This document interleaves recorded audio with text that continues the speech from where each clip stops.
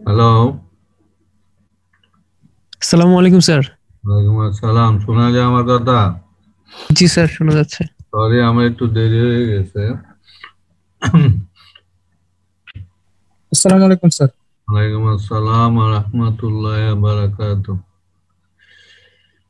আচ্ছা, এখন আমরা যারা আসলে বাকিরা আসলে আসুক, আমি ক্লাস শুরু করতেছি। কেমন? ইনশাআল্লাহ। দেখি আমি স্ক্রিন শেয়ারে যাচ্ছি, তোমরা একটু লাইনে থাকো। আমি বললে একটু বললো যে স্ক্রিনে আসছে কিনা ইয়েটা। ঠিক আছে?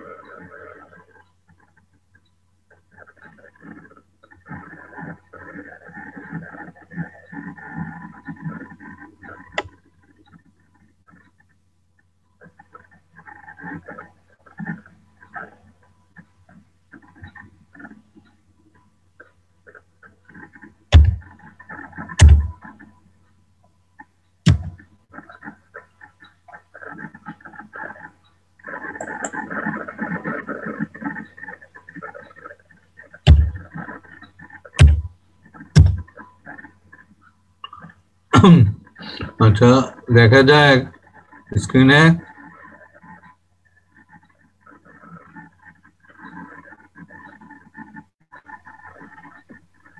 দেখতেছো তোমরা?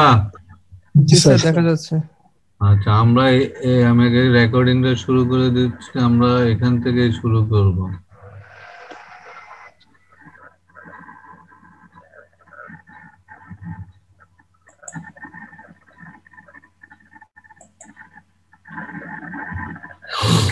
আমরা আজকে শুরু করবো। এই যে এইটা কিন্তু তোমাদের বইয়ের, মানে বিএম দাসের বইয়ের 11 চ্যাপ্টারের 11.12 আর্টিকেল। এটা হলো স্ট্রেস পাথ। স্ট্রেস পাথ মানে স্ট্রেসটা কিভাবে, মানে শুরু থেকে স্যাম্পল টেস্টের শুরু থেকে ফেলিউর পর্যন্ত স্ট্রেসটা কিভাবে মুভ করে, সেটা হচ্ছে স্ট্রেস পাথ। এবং এটা কিছুই নেই, এখানে যেটা বলা হচ্ছে, results of triaxial test can be represented by diagrams called stress path. এটা হলো একমাত্র ট্রাইক্সিয়াল টেস্ট যখন হবে, তখন ট্রাইক্সিয়াল টেস্টের রেজাল্টটা প্লট করা হয় এভাবে স্ট্রেস পাথের মাধ্যমে। এবং সেই জিনিসটা কি বলা হচ্ছে, stress path is a line that connects A series of points, each of which represents a successive stress state experienced by a soil specimen during the progresses of a test। অর্থাৎ ট্রাইক্সিয়াল test শুরু থেকে শেষ হওয়া পর্যন্ত প্রতি মুহূর্তে ওই সয়েলের stress কন্ডিশনটা কি থাকে সেটা এই পাথ রিপ্রেজেন্ট করে। এখন এটা করার জন্য বিভিন্ন ওয়ে আছে যে কিভাবে স্ট্রেস পাথটা প্লট করা হয়। আমরা এখানে যে মেথডটা বলবো সেটা হচ্ছে ল্যাম্বির মেথড। ল্যাম্বি মেথড কি বলা হচ্ছে, Lambie suggested a type of stress path represents that plots q prime against p prime, where p prime and q prime are the coordinates of the top of the most circles. Thus relationship for p prime q prime are as follows, অর্থাৎ p prime এবং q prime দুইটা Axis হবে, একটা হলো p prime horizontal axis, q prime হলো vertical axis, এবং সেই অ্যাক্সিসটা আমি কোথা থেকে পাবো, ট্রাইএক্সিয়াল টেস্ট রেজাল্ট থেকে, অর্থাৎ p prime টা হবে মেজর এবং মাইনর প্রিন্সিপাল স্ট্রেসের হাফ, আর কিউ প্রাইমটা হচ্ছে পি মেজর আর মাইনর সামেশনের হাফ, আর একটা হচ্ছে সাবট্রাকশনের হাফ, অর্থাৎ পি প্রাইম সমান sigma 1 prime plus sigma 3 prime divided by 2, আর কিউ প্রাইম হচ্ছে sigma 1 prime minus sigma 3 prime divided by 2। Sigma 1 prime sigma 3 prime এগুলো হচ্ছে ট্রাইএক্সিয়াল টেস্ট চলাকালীন ওই সয়েলের স্টেট অফ স্ট্রেস এক এক সময় এক এক রকম হবে, সেটা এখানে রিপ্রেজেন্ট করবে। এখন এই জিনিসটাই আমরা যদি দেখি বিভিন্ন প্লটে বিভিন্ন টেস্টের ক্ষেত্রে বিভিন্ন ধরনের স্ট্রেস পাথ ফলো করে, তাহলে দিস টাইপ অফ আমরা এখন যেটা দেখবো সেটা হচ্ছে একটা নর্মালি কনসলিডেটেড ক্লে, কেমন সেটা আইসোট্রপিক্যালি, এটা হলো কোন test, consolidated drain test. CD test হলে এর স্ট্রেস পার্টটা কি ধরনের হবে, এখানে একটা ছবি দেখো 11.28, stress path plot of q prime versus p prime for a consolidated drain triaxial test on a normally consolidated clay। এখানে এই যে এই অ্যাক্সিসটা হচ্ছে কিউ প্রাইম, আর এই যে হরিজন্টাল অ্যাক্সিস এটা হচ্ছে পি প্রাইম। এটা কিউ প্রাইম হচ্ছে, আমরা একটু আগে দেখাইলাম, কিউ প্রাইম হচ্ছে sigma 1 prime minus sigma 3 prime divided by 2, আর পি প্রাইম হচ্ছে sigma 1 prime plus sigma 3 prime divided by 2। এখন পয়েন্টগুলো কিভাবে আসবে সেটা আমরা একটা একটা করে দেখব। দেখো, যদি কনসলিডেটেড ড্রেন টেস্ট হয়, তাহলে কনসলিডেটেড ড্রেন টেস্ট যখন হয় তখন আমরা প্রথমে কি দিই, প্রথমে আমরা দিই সেল প্রেসার, অর্থাৎ at the beginning of the application of deviator stage দেওয়ার আগ মুহূর্তে আমার কি থাকে, স্যাম্পলের উপর সেল প্রেসার থাকে, অর্থাৎ তখন সিগমা 1 প্রাইম সমান সিগমা 3 প্রাইম সমান সিগমা 3 হবে, অর্থাৎ সেই ক্ষেত্রে চারোটা স্ট্রেসে সমান। তাহলে তোমার পি প্রাইমটা কি হবে, পি প্রাইমটা হবে sigma 1 prime plus sigma 3 prime divided by 2। তো সিগমা 1 প্রাইমটা যেহেতু সিগমা 3 প্রাইমের সমান, তাহলে পি প্রাইম সমান হবে সিগমা 3 প্রাইম কেমন, অথবা সিগমা 3 টোটাল স্ট্রেস যাই বলো। তদ্রুপ কিউ প্রাইমটা হবে সিগমা 1 এর জায়গায় sigma 3 minus sigma 3 divided by 2 দিলে 0 হবে। তাহলে প্রথম পয়েন্টটা মানে before the application of deviator stress শুরু করার প্রথম মুহূর্তে টোটাল স্ট্রেস আর যেহেতু সেল প্রেসারের সমান মানে major principal stress minor principal stress সমান, তাহলে পয়েন্টটা কি হবে, প্রথম পয়েন্টটা হবে একটা মোর সার্কেলের প্রথম পয়েন্টটা হচ্ছে একটা পয়েন্ট, এখানে কোনো সার্কেল হবে না। যেমন দেখো তার অর্ডিনেট হবে সিগমা 3 প্রাইম অথবা সিগমা 0, সিগমা 3 সমান 0। এখানে যে পয়েন্টটা আছে সেটা হচ্ছে এই যে ছবিতে দেখো, এটা হচ্ছে এল পয়েন্ট, এই যে আই পয়েন্টে কি এক্স অ্যাক্সিসের ভ্যালু হচ্ছে সিগমা 3 সমান সিগমা 3 প্রাইম, আর ওয়াই ভ্যালু হচ্ছে 0। তাহলে প্রথম যে আমরা স্ট্রেস পাথের প্রথম পয়েন্টটা পাবো হচ্ছে আই পয়েন্ট। এরপরে তুমি যদি সেল ডেভিয়েটর স্ট্রেস ডেল সিগমা 3 বাড়াও, তখন কি হচ্ছে দেখো, ডেল সিগমা 3 তো বলে না, ডেল সিগমা ডি মানে ডেভিয়েটর স্ট্রেস যদি বাড়াও তখন তোমার মেজর প্রিন্সিপাল স্ট্রেস হবে sigma 3 prime plus del sigma D. তাহলে সেটা যদি এখানে বসাও তাহলে তোমার পি প্রাইমটা হচ্ছে sigma 3 prime plus del sigma D by 2। আর যদি কিউ প্রাইমে বসাও তখন সেটা হবে sigma 3 sorry del sigma D by 2। তাহলে সেকেন্ড পয়েন্টটা হচ্ছে এটা। সেকেন্ড পয়েন্টটা কিভাবে আসতেছে দেখো, পি প্রাইম সমান sigma 3 plus del sigma D by 2 আর কিউ প্রাইম হচ্ছে ডেল সিগমা ডি বাই 2। তাহলে এটা যদি ছবিতে যাও সেটা হলো তোমার মোট সার্কেল, এখানে যেটা দেখতেছো প্রথম মোট সার্কেলটা ডি প্রাইম, সেইখানে দেখো প্রথম পয়েন্টটা হবে ডি প্রাইমটা হচ্ছে তোমার সেকেন্ড পয়েন্ট। এটা আসবে কিভাবে, মেজর প্রিন্সিপাল স্ট্রেস হচ্ছে sigma 3 prime plus del sigma D আর মাইনর প্রিন্সিপাল স্ট্রেস হচ্ছে সিগমা 3। এটা ধরে তুমি যে মোট সার্কেলটা আঁকবা, আঁকার পরে এর সেন্টারটা হচ্ছে sigma 3 plus del sigma D by 2 এবং এর যে সেন্টার বরাবর যে রেডিয়াসটা মানে ম্যাক্সিমাম যে রেডিয়াসটা সেন্টার বরাবর সেটা হচ্ছে ডেল সিগমা ডি বাই 2। তাহলে তোমার রিকোয়ার্ড পয়েন্টটা হচ্ছে ডি প্রাইম।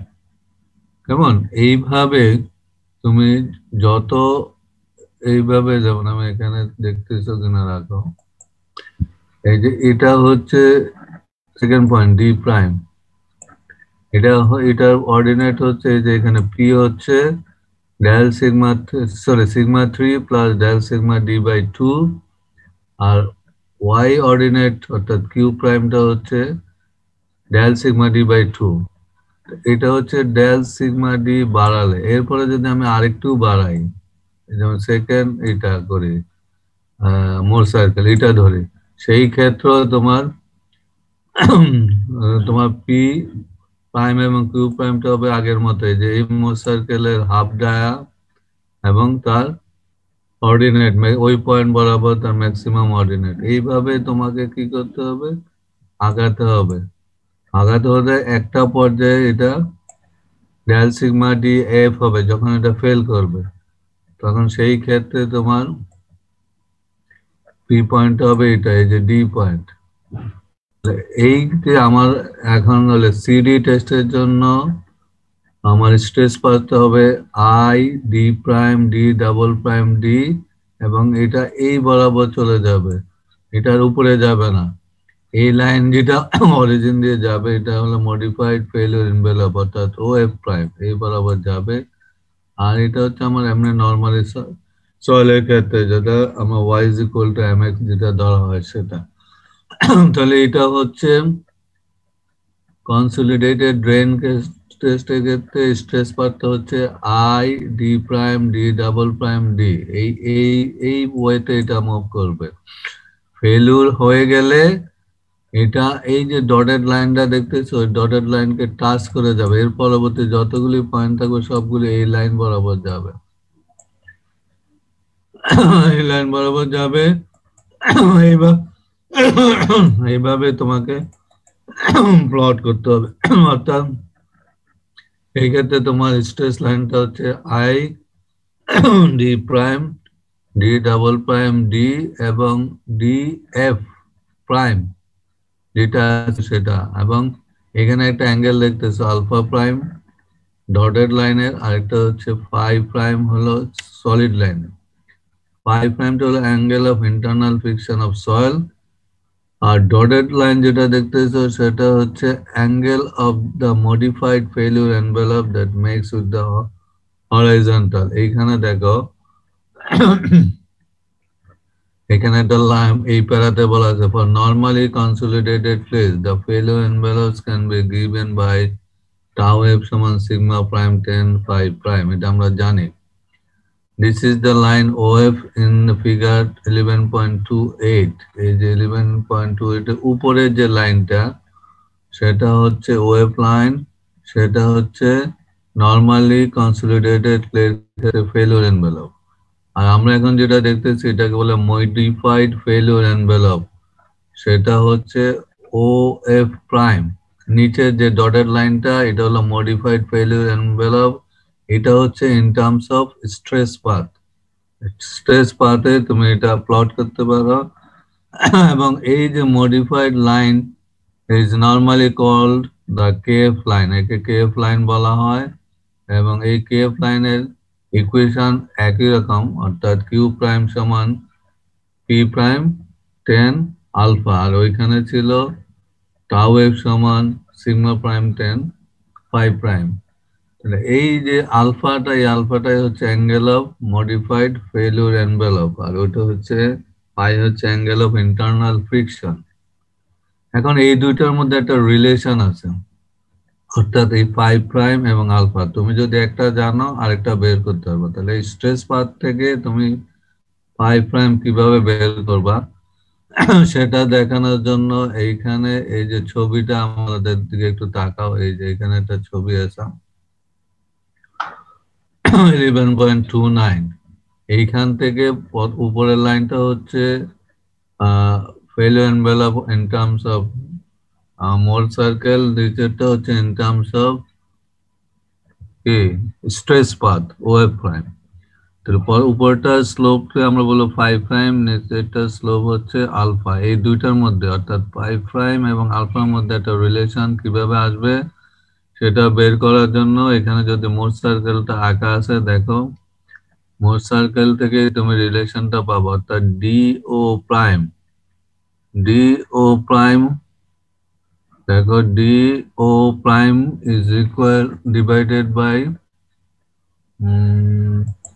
এই যে ডি ও প্রাইম হচ্ছে এটা হচ্ছে ডি, এটা হচ্ছে ও, এটা হচ্ছে ও প্রাইম। এই ট্রায়াঙ্গেল যদি কনসিডার করো তাহলে d o prime divided by O prime, অর্থাৎ লম্ব বাই ভূমি, ইজ ইকুয়াল টু হচ্ছে টেন অফ আলফা। এই অ্যাঙ্গেলটা আলফা, এই যে এখানে যেটা আলফা আছে এই অ্যাঙ্গেলটা হচ্ছে আলফা, তাহলে টেন আলফা। আবার যদি তুমি এই ত্রিভুজটা কনসিডার করো ও প্রাইম সি প্রাইম ও, তাহলে এইখান থেকে যদি কনসিডার করো তাহলে ও সি প্রাইমটা কি হচ্ছে লম্ব, আর ও প্রাইমটা হচ্ছে অতিভুজ। তাহলে সেইখান থেকে তুমি কি পাবা, কোন অ্যাঙ্গেল হবে O prime C divided by O prime হলে sine phi prime, sine phi prime সেটা পাবে। এখন আমরা এখানে যেটা দেখতেছি দেখো, তুমি প্রথমে পাইলা কি, প্রথম ত্রিভুজটা যদি কনসিডার করো ডি ও প্রাইম, সেখান থেকে পাচ্ছ d o prime divided by O prime হলো তোমার টেন আলফা। তাহলে টেন আলফা সমান তুমি যদি মান বসাও, তাহলে মান বসাইলে দেখো ও প্রাইম ডি প্রাইমটা হচ্ছে sigma one prime minus sigma three prime divided by two, আর ও প্রাইমটা হচ্ছে sigma one prime plus sigma three prime divided by two. তো মান বসাইলে এটা আসবে sigma one prime minus sigma three prime divided by sigma one prime plus sigma three prime. Similarly আমি যেটা বলছি, সেকেন্ড ট্রায়াঙ্গেল যদি আমরা কনসিডার করি ও প্রাইম সি ও, সেই ক্ষেত্রেও আমরা পাবো c o prime divided by O prime সমান সাইন ফাই প্রাইম, অর্থাৎ লম্ব বাই অতিভুজ। সেই ক্ষেত্রে তুমি যদি ভ্যালু বসাও ভ্যালুটাও একই রকম আসবে। তাহলে এইখান থেকে তুমি বলতে পারো যে tan alpha is equal to sin phi prime, এবং সাইন ফাই প্রাইম সমান তখন কি হবে, সরি ফাই প্রাইম সমান হবে সাইন ইনভার্স টেন আলফা। অর্থাৎ আমি যদি স্ট্রেস লাইন প্লট করি, স্ট্রেস পাথ প্লট করি, সেইখান থেকে ওই পাথের যে স্লোপটা সেটা হচ্ছে আলফা, ওই আলফাটা যদি জানি তা আমি অপোজিটলি আমি এই রিলেশন থেকে অর্থাৎ phi prime is equal to sin inverse tan alpha, এই রিলেশন থেকে আমি সয়েলের অ্যাঙ্গেল অফ ইন্টারনাল ফ্রিকশন বের করতে পারবো। তো এটা মনে রাখতে হবে, অনেক সময় এটা প্রুফও আছে কিভাবে বের করা হয়। তাহলে এটা গেল যে এদের মধ্যে রিলেশন, মডিফাইড ফেলিউর এনভেলপ আর অ্যাঙ্গেল অফ ইন্টারনাল ফ্রিকশনের মধ্যে যে রিলেশন। এটা আমরা যেটা স্ট্রেস পাথ এখানে যেটা দেখছি, এই যে স্ট্রেস পাথটা কোনটা ছিল, এই যে স্ট্রেস পাথটা ছিল I D prime D double prime D F prime, অর্থাৎ স্ট্রেস পাথটা ফেল এইভাবে যাবে এবং ডি প্রাইম, ডি যেখানে আছে এটা হচ্ছে ফেলিউর পয়েন্ট, এর উপরে যাবে না, এরপরে এর সাথে ট্যানজেনশিয়ালি যাবে D prime, D F prime বরাবর। এখন এটা যদি সিইউ টেস্ট হয়, অর্থাৎ কনসলিডেটেড আনড্রেন টেস্ট হয়, সেই ক্ষেত্রে স্ট্রেস পার্টটা কি হবে সেটা এখানে দেওয়া আছে 11.30। আর প্রথমে যেটা আমরা পড়ছি সেটা ছিল নর্মালি ক্লে কনসলিডেটেড ক্লের জন্য কনসলিডেটেড ড্রেন টেস্ট, আর এখন যেটা দেখবো সেটা হচ্ছে কনসলিডেটেড আনড্রেন টেস্ট। পদ্ধতি সব একই। যখন তুমি স্টার্ট করবা, স্টার্টিং পয়েন্ট তোমার সেম থাকবে, কনসলিডেটেড ড্রেন বা আনড্রেন যাই বলো, সেই ক্ষেত্রে তোমার ডেবিটর স্ট্রেস দেওয়ার আগে তোমার মেজর প্রিন্সিপাল স্ট্রেস আর মাইনর প্রিন্সিপাল স্ট্রেস সমান, সুতরাং তোমার প্রথম পয়েন্টটা হবে আই, অর্থাৎ সিগমা 3 0। আই হচ্ছে সিগমা 3 0, প্রথম পয়েন্টের কোঅর্ডিনেট। এরপরে যখন তুমি ডেবিটর স্ট্রেস বাড়াবা ডেল সিগমা ডি, যেহেতু এটা আনকনসলিডেটেড আনড্রেন টেস্ট, বাড়ালেই আনড্রেন মানে আমি যখন ডেবিটর স্ট্রেস বাড়াবো তখন ড্রেনেজ লাইনটা বন্ধ থাকবে, তখন ডেবিটর স্ট্রেস বাড়ানোর সাথে সাথে কি হবে, পুরোটা প্রেসার জেনারেট করবে। তাহলে দেখো তোমার তখন মেজর প্রিন্সিপাল স্ট্রেসটা কি হবে, sigma 3 plus del sigma d, যেটা আমি বাড়ালাম, এবং বিয়োগ করতে হবে কোনটা, পুরোটা প্রেসার। এর জন্য যে পুরোটা প্রেসারটা ডেভেলপ করতেছে সেটা হচ্ছে ডেল ইউ ডি। তাহলে সেই মুহূর্তে তোমার মেজর প্রিন্সিপাল স্ট্রেস হবে sigma 3 plus del sigma d minus UDF, এটা হলো মেজর। আর মাইনরটা কি হবে, সিগমা 3 মাইনাস ডেল ইউডি, অর্থাৎ ইউডি এগুলোর পুরোটা প্রেসার, এগুলি বাদ দিতে হবে। এই দুইটা ভ্যালু যখন তুমি জানবে তখন তোমার অর্ডিনেট গুলি বের করো, পি প্রাইম সমান কত হবে, কিউ প্রাইম সমান কত হবে। এই উপরে ভ্যালুগুলি যদি বসাও তাহলে পি প্রাইম সমান হবে 11.35 এ যে ভ্যালুটা আছে সেটা, আর কিউ প্রাইম হবে 11.36 এ যে ভ্যালুটা আছে সেটা, অর্থাৎ পি প্রাইমটা হচ্ছে sigma 3 plus del sigma d divided by 2, এবং আগেরটার থেকে তফাৎ কি, এখানে একটা মাইনাস ডেল ইউডি, অর্থাৎ পুরোটা প্রেসারটা বাদ যাবে। আর তোমার কিউ প্রাইমের বেলায় আগেরটা যা ছিল এই ক্ষেত্রে তাই থাকতেছে, ডেল সিগমা ডি বাই 2। তাহলে এই ভ্যালুটা যখন তুমি দেখবে এখানে বসাও, তাহলে পয়েন্টটা কোনটা হবে, পয়েন্টটা হবে এইখানে যেটা দেখতেছো ইউ প্রাইম, এই যে এই পয়েন্টটা, প্রথম পয়েন্ট, এই যে এখানে একটা পয়েন্ট দেখা যাচ্ছে, এই পয়েন্টটা কিভাবে আসবে, আমার এইখানে এই পর্যন্ত হচ্ছে সিগমা 3, কেমন, এটা হচ্ছে সিগমা, এই যে তোমার দেখো একটু খেয়াল করতে হবে,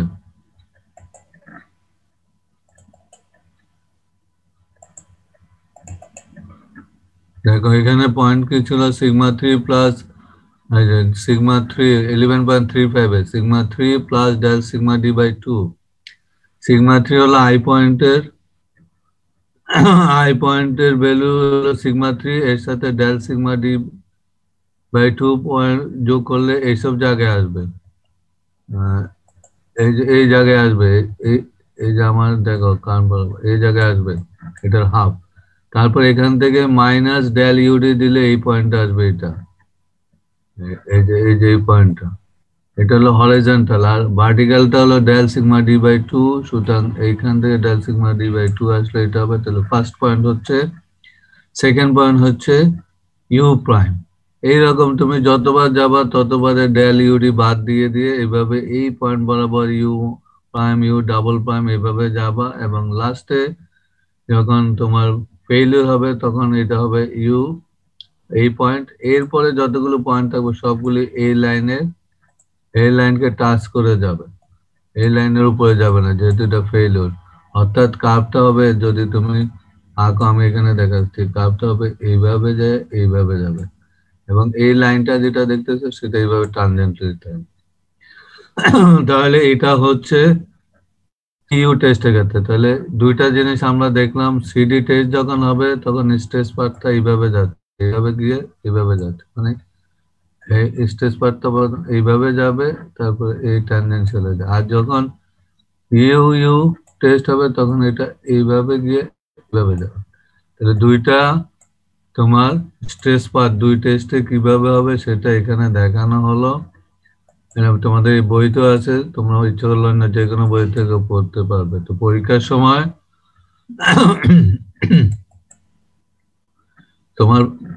সময় তোমার প্রশ্ন আছে যে how draw the stress path for a normally consolidated clay in case of CD test অথবা in case of CU test। এটা হতে পারে, বা derive a relationship between phi prime and alpha where phi prime is the angle of internal friction of soil and alpha is the angle of modified failure envelope।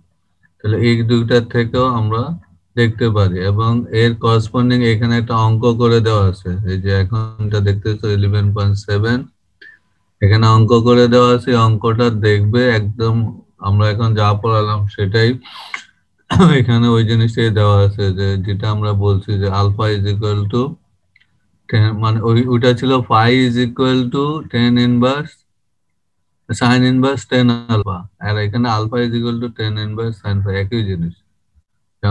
এই অঙ্কটা দেখবে।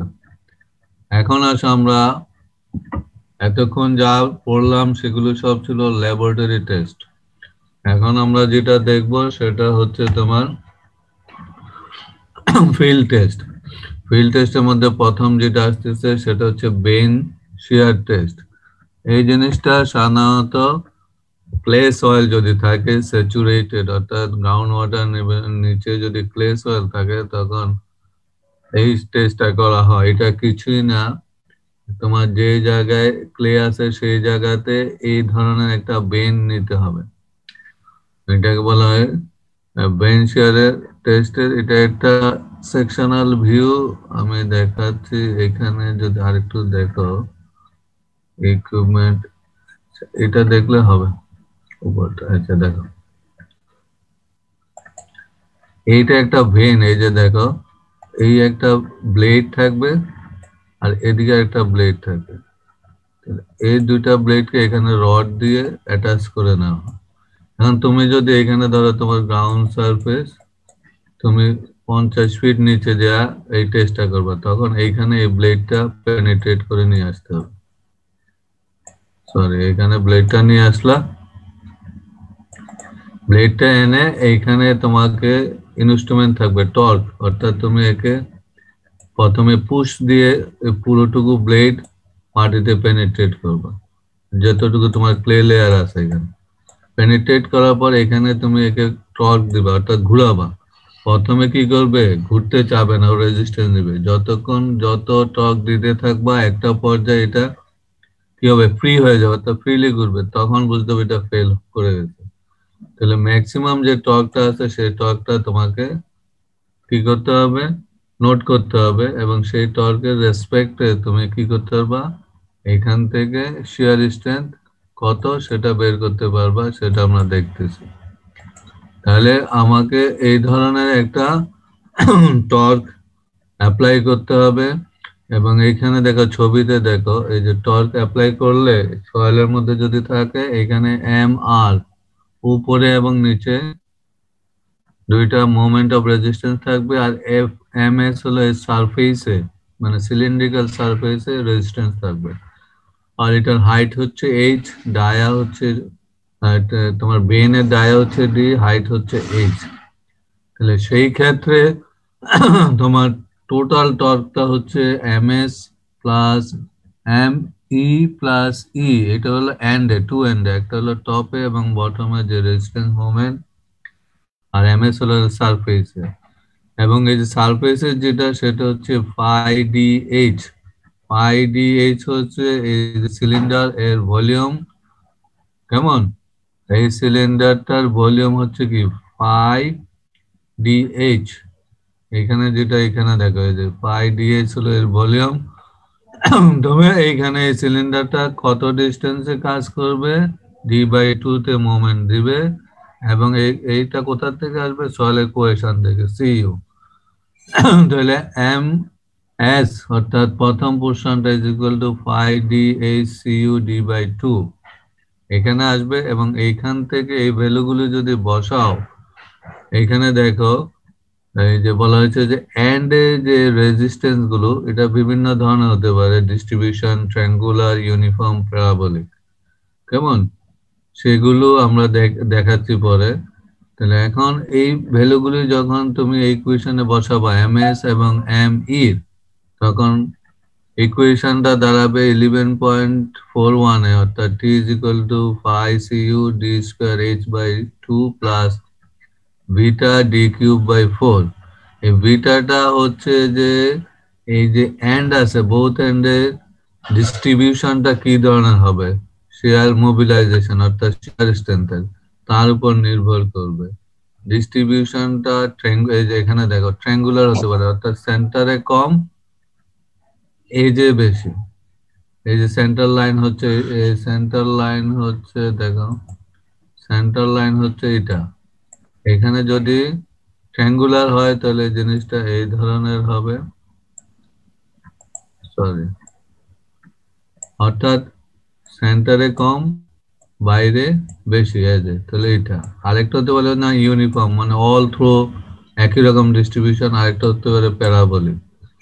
এখন এই ডিস্ট্রিবিউশনের উপর নির্ভর করে কিসের ভ্যালু হবে, এই যে বিটার ভ্যালুটা এই ডিস্ট্রিবিউশনের উপর নির্ভর করে হবে।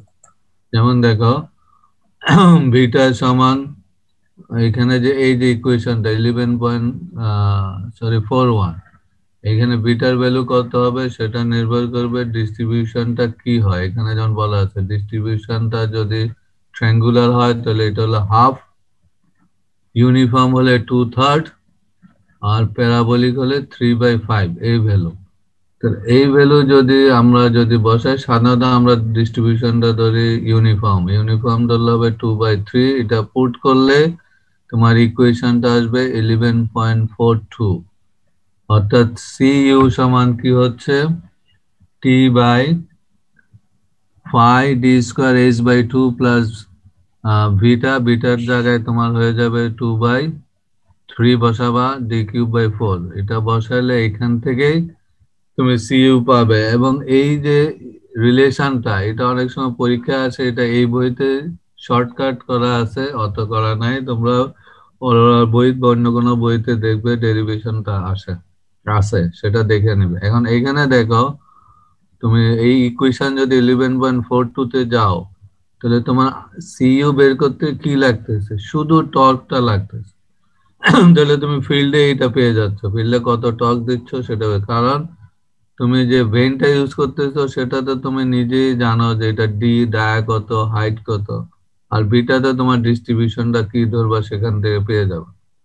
সুতরাং টর্ক জানা থাকলে সাথে সাথে সিইউ পেয়ে যাবে। আর সিইউটাই কি হচ্ছে, তোমার যেহেতু ক্লে সয়েল, স্যাচুরেটেড ক্লে হলে আমরা জানি tau is equal to c u is equal to QU/2, তাহলে আমরা এখানে সিইউটা তো পেয়ে যাচ্ছি সরাসরি। সুতরাং টর্ক, অ্যাপ্লাইড টর্ক জানা থাকলেই তুমি ফিল্ডে সিইউ বের করতে পারবে।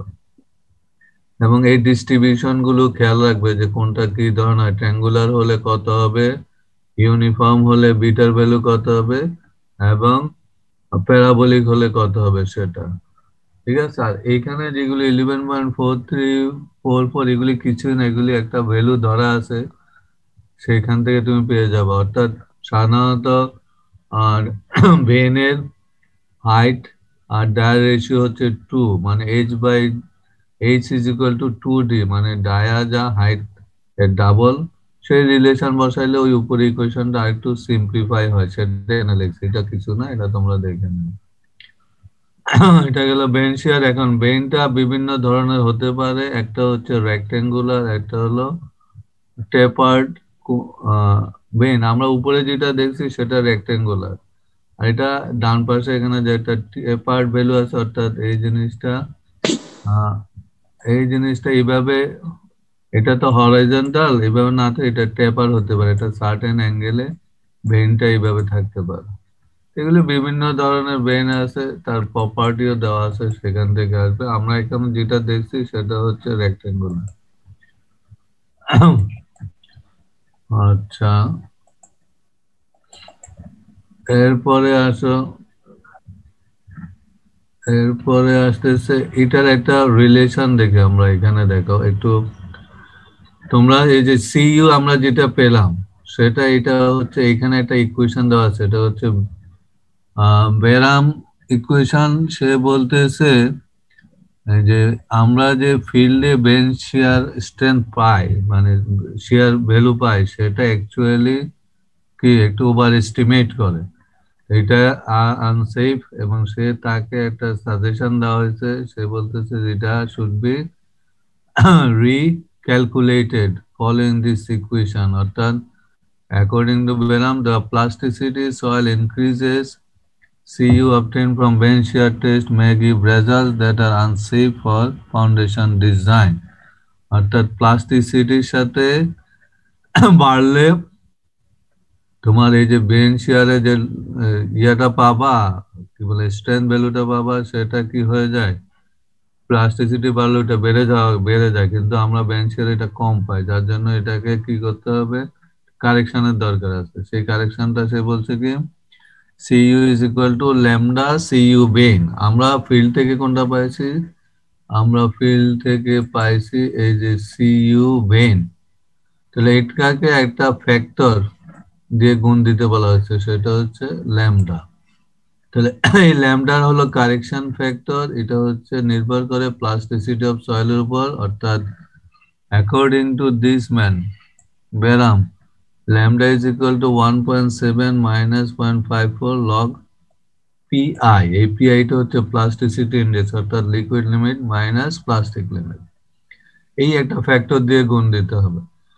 আর আরেকজন মরিস এন্ড উইলিয়ামস, তাদের সাজেশন হচ্ছে ল্যামডার ভ্যালুটা হচ্ছে according to them, lambda value হচ্ছে 1.18 E to the power minus something plus 0.57 যদি প্লাস্টিসিটি ইন্ডেক্স গ্রেটার দেন 5 হয়।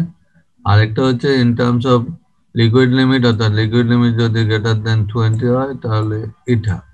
তাহলে এখানে আমরা ল্যামডার ভ্যালু তিনটা পাচ্ছি, একটা হচ্ছে বেরাম থেকে একটা কমন ইকুয়েশন, আর মরিস থেকে ইন টার্মস অফ প্লাস্টিসিটির একটা, আর in terms of liquid limit একটা। এই ভ্যালুগুলো মনে রাখতে হবে। মনে রাখলে আমরা এইখান থেকে আমাদের এইখানে একটা সলভ প্রবলেম দেওয়া আছে, একটা প্রবলেম দেওয়া আছে। আচ্ছা, এটা আমরা একটু নেক্সট ক্লাসে এটা পড়বো, এটাতে এখন আমি যাচ্ছি না, এটা আমরা পরে যাচ্ছি। এখানে একটা অঙ্ক দেওয়া আছে, এই যে অঙ্কটা, এই অঙ্কটা তোমরা একটু দেখে নিবে। এই যে soil profile, the clay is normally consolidated, liquid limit দেওয়া আছে, প্লাস্টিক লিমিট দেওয়া আছে, বলা আছে estimate the unconfined compressive strength of the clay at the depth of 10 meter measured from the ground surface. এখানে বলা হয়েছে use স্ক্যামটনস relationship from table 11.6 and equation 11.45 11.46। একটু আগে আমরা যেটা দেখালাম সেখান থেকে এই অঙ্কটা বেশ কয়েকবার পরীক্ষা আসছে, তোমরা এখান থেকে দেখো, সবকিছু দেখো। ওই যে এই রিলেশনটা হলো এটা দেওয়া আছে, যে একটা কোরিলেশন সেখান থেকে ওই টেবিলের মধ্যে দেওয়া আছে, সেখান থেকে, এটা আমি তোমাদেরকে বলছি গত ক্লাসে, সেইখান থেকে সিইউ পাইছে, এটা হচ্ছে ফিল্ডের। আর আমরা আজকে যেটা দেখালাম সেটা হলো এই যে লাস্টের দুই লাইন, সিইউ সমান ল্যামডার সিইউ বিএসটি, সেইখান থেকে ল্যামডার ভ্যালু বসায় পেয়ে গেছে। এবং এখানে যদি শিয়ার বলতো তাহলে সিইউ পর্যন্ত আনসার হতো, আর যদি যেহেতু আনকনফাইন্ড বলছে, unconfined strength is equal to 2 times of shear strength, সেই ভ্যালু থেকে এখানে পাওয়া যাবে। আচ্ছা, এখানে এই চ্যাপ্টারে মোটামুটি আমরা শেষ করে দিই, ওইটুকু আর রেখে লাভ নেই, এইগুলির দরকার নাই। এই যে 11.181 আমাদের এই প্রবলেম 11.17 আগ পর্যন্ত হলে হবে। এখানে একটা জিনিস একটু বাদ গেছে, সেটা হচ্ছে এটা। এটা হচ্ছে আমরা একটু দেখি সেন্সিটিভিটি অ্যান্ড থিক্সোট্রপি। সেন্সিটিভিটি অর্থাৎ একটা জিনিস আনকনফাইন্ড আনডিস্টার্ব অবস্থায় একটা ভ্যালু থাকবে, আর একে যদি ডিস্টার্ব করা হয় তো ভ্যালুটা কি হয়, এইটা যে রেশিও, অর্থাৎ Q undisturbed divided by Q রিমোল্ডেড, অর্থাৎ তোমার যে সয়েলটা আনডিস্টার্ব অবস্থায় এর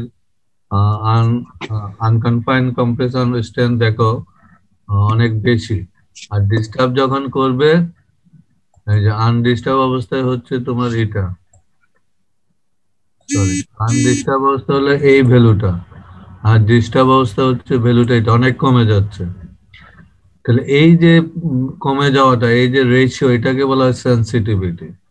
এখন ক্লে যত সফট হবে তত সেন্সিটিভ হবে, সেটা এখানে দেখানো আছে যে সেন্সিটিভিটি ভ্যালু আর ইনসেনসিটিভ, অর্থাৎ 1 থেকে 2 হলে এটা হলো স্লাইটলি সেন্সিটিভ, 2 থেকে 4 হলে মিডিয়াম সেন্সিটিভ, এবং 16 থেকে 32 হলে মিডিয়াম কুইক। মানে এই সেন্সিটিভিটির ভ্যালুর উপরে নির্ভর করে তোমাকে ক্লেকে ক্লাসিফাই করার জন্য এই স্কেলটা ইউজ করা। এগুলি এখানে দেওয়া আছে, তোমাদের বইতে দেখে নিবে। এরপরে হচ্ছে আমরা যেটা দেখতে চাচ্ছি সেটা হচ্ছে থিক্সোট্রপি। থিক্সোট্রপি কিছু না, এটা এখানে থেকে পাবে যে if however after remolding a soil specimen is kept in an undisturbed state, অর্থাৎ ওই যে প্লাস্টিসিটি বিহেভিয়ার মতো, তুমি একটা সয়েল আনডিস্টার্ব অবস্থায় তার যে ভ্যালু থাকবে একে তুমি রিমোল্ড করবা, রিমোল্ড করার পর ভ্যালুটা কমে যায়, আবার যদি একে কিছুদিন রেখে দাও তাহলে এটা স্ট্রেন্থটা কিভাবে গেইন করে, এই যে প্রপার্টি, একে বলে থিক্সোট্রপি। এখন দেখো এখানে ছবিটা দেখো, দুইটা ছবি দেখা আছে, একটু খেয়াল করো। এদিকে হচ্ছে এক্স এক্সিস হলো টাইম, ওয়াই এক্সিস হলো স্ট্রেন্থ। যখন একদম শুরুতে উপরের ছবিতে আমরা যাচ্ছি, শুরুতে কি এর আনডিস্টার্ব স্ট্রেন্থ হচ্ছে এইটুকু। কিছুদিন রাখলো, তুমি যখন একে রিমোল্ড করবা, কিছু মানে রিমোল্ড করার পরে স্ট্রেন্থ কি হয়ে যায়, কমে যায়। কমে যাওয়ার পরে তোমার স্ট্রেন্থটা চলে আসলো এখানে, এটা হলো রিমোল্ডেড স্ট্রেন্থ, আর এটা হলো ইনিশিয়াল আনডিস্টার্ব স্ট্রেন্থ। এরপরে তুমি একে রেখে দিলে এটা আস্তে আস্তে ইলাস্টিসিটির জন্য আস্তে আস্তে কি স্ট্রেন্থ গেইন করতে যায়, এবং একটা পর্যায়ে গিয়ে এটা পুরো স্ট্রেন্থ নিয়ে আগের স্ট্রেন্থ পেয়ে যায়। আবার রেখে দিয়ে আবার যদি রিমোল্ড করো, আবার কমে যাবে, আবার বাড়বে। অর্থাৎ সে কিছুদিন পর রেখে দিলে তার পুরো আগের স্ট্রেন্থ পেয়ে যায়, তখন এই ধরনের মেটেরিয়ালকে বলা হয় থিক্সোট্রপিক ম্যাটেরিয়াল, থিক্সোট্রপিক ম্যাটেরিয়াল। আর যদি কোন সয়েল আছে, যেমন আমার স্ট্রেন্থ, ইনিশিয়ালি স্ট্রেন্থ হচ্ছে এটা, আমি রিমল করার পর স্ট্রেন্থ চলে আসতেছে এইখানে, এরপরে আমি যখন রেখে দিলাম আবার কিছুদিন পরে স্ট্রেন্থ চলে আসলো এই জায়গায়, অর্থাৎ আগের ইনিশিয়াল স্ট্রেন্থ আর সে ব্যাক পাচ্ছে না, কিছু স্ট্রেন্থ আর কি হচ্ছে কমে যাচ্ছে, অর্থাৎ স্ট্রেন্থ আফটার থিক্সোট্রপিক হার্ডেনিং, অর্থাৎ এরপরে তার কিছু স্ট্রেন্থ কি তার লস হয়ে যাচ্ছে এই স্ট্রেন্থটা। তখন এই ধরনের সয়েলকে আমরা বলবো পার্শিয়ালি থিক্সোট্রপিক ম্যাটেরিয়াল, অর্থাৎ এর থিক্সোট্রপি আছে, অর্থাৎ প্রপার্টি আছে, স্ট্রেন্থ গেইন করার বিহেভিয়ারটা আছে, কিন্তু ফুললি সে রিকভার করে না, এই জন্য একে বলে পার্শিয়ালি থিক্সোট্রপিক ম্যাটেরিয়াল। তাহলে এখান থেকে কি শিখতে হবে, যে থিক্সোট্রপিক এবং পার্শিয়ালি থিক্সোট্রপিক ম্যাটেরিয়াল কি, থিক্সোট্রপিটা জিনিসটা কি, এবং সময়ের সাথে সাথে এর স্ট্রেংথ বিহেভিয়ার কি ধরনের চেঞ্জ হয় এই গ্রাফ থেকে সেটা দেখে নিবে। তাহলে এই যে এটা হচ্ছে টেবিল 1.6, যেটা আমরা গত ক্লাসে দেখাইছিলাম, ওই অঙ্কতে ছিল। তাহলে এই 10.8 পর্যন্ত দেখলে হবে এখানে, আর বাকি যেগুলি আছে এগুলি দেখার দরকার নেই। আর এখানে দেখো তোমাদের বইতে অনেকগুলো অঙ্ক আছে, এই অঙ্কগুলো প্র্যাকটিস করবে। 11 পয়েন্ট কত, 11 পয়েন্ট, এই অঙ্কগুলো পরীক্ষায় আছে, এই যে একদম 11 পয়েন্ট কত 1 থেকে আমি দেখলাম, এই যে 11.26 পর্যন্ত। এই আমরা আজকে যেটা দেখলাম এখানে 11.26 সেই অঙ্কটাই। এই যে এটা আছে, এখানে আরো অঙ্ক আছে, এগুলো প্র্যাকটিস করলে তোমাদের ক্লিয়ার হয়ে যাবে। আর যেটা বুঝবা না সেটা বলবো, আমরা পরে নেক্সট ক্লাসগুলোতে আলোচনা করব।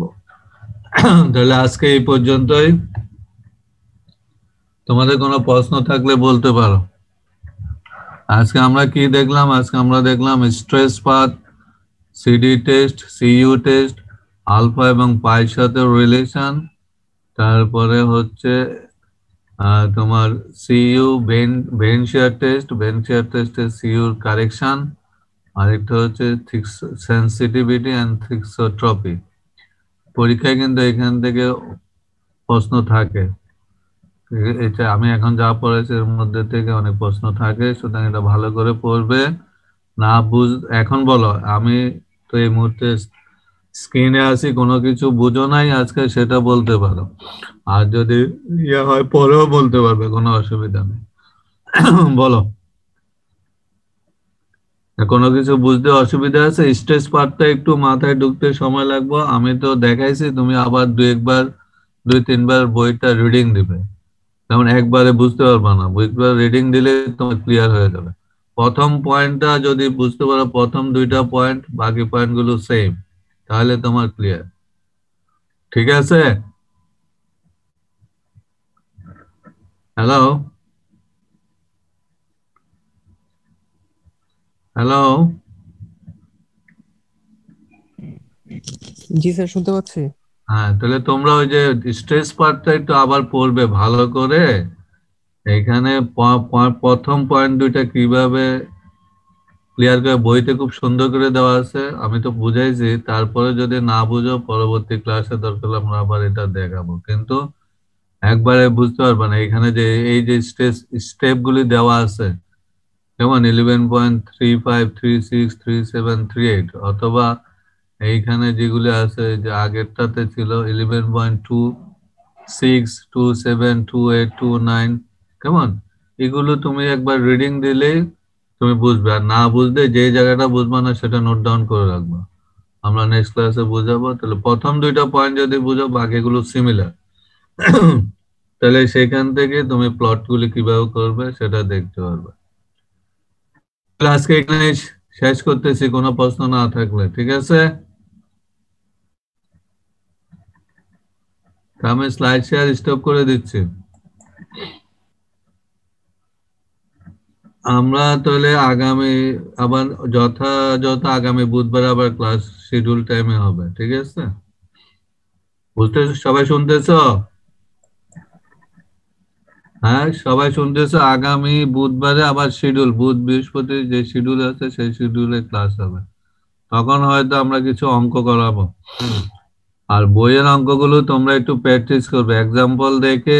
সেম অঙ্কই এক্সারসাইজে দেওয়া আছে, এক্সাম্পলের অঙ্কগুলো এক্সারসাইজ, এক্সাম্পল দেখবে, এক্সারসাইজের অঙ্কগুলো তুমি করবে, তাহলে তোমার প্র্যাকটিস হয়ে যাবে। পেয়ার করার দরকার নেই, ওরা যেভাবে করছে তুমি দেখে দেখে একটু করো একটা কাগজে, তাহলে এটা তোমার ক্লিয়ার হয়ে যাবে। আর যেখানে বুঝবে না সেটা নোট ডাউন করে রাখবে, আমরা পরবর্তী ক্লাসগুলোতে আলোচনা করব। তাহলে আজকে এই পর্যন্ত, আমার আবার ওদের ক্লাস শুরু হয়ে যাবে এখন, কেমন? ঠিক আছে। স্যার একটা কথা ছিল। স্যার এক্সারসাইজের কোনো ম্যাথে যদি প্রবলেম হয় তা আপনাকে কি স্যার মেইলে জানানো যাবে বা আপনার সাথে স্যার যোগাযোগ? হ্যাঁ হ্যাঁ, তুমি আমার সাথে যোগাযোগ না, নেক্সট ক্লাসে তুমি আমাকে বলো, কেমন? আর মেইলেও দিতে পারো, মেইলে পাঠাই দাও, অসুবিধা নেই। জি ঠিক স্যার। আছে, মেইলে পাঠাইলেও তুমি SMS এ আমাকে একটু ইয়া করে দিবা, মানে একটু ইনফর্ম করবা, তাহলে আমি তো SMS সবসময় দেখি, মেইল দেখতে মাঝে মাঝে দেখি আর কি। ঠিক আছে, তাহলে আমি ওটা দেখে নেব। স্যার এসএমএসটা কি স্যার ফোনে করব? হ্যাঁ, এই যে আমরা নর্মাল ফোনে SMS দিই না, ওই জি স্যার, জি স্যার। লিখে দিবে আর কি, sir I have a problem which I have send in you emails, please see it, বাস এইটুকু লিখতে হবে। ঠিক আছে, জি স্যার। আচ্ছা, তো ঠিক আছে, আল্লাহ হাফেজ, সবাইকে আল্লাহ হাফেজ, দোয়া করো, কেমন? আসসালামু আলাইকুম স্যার। ওয়ালাইকুম আসসালাম। আসসালামু আলাইকুম।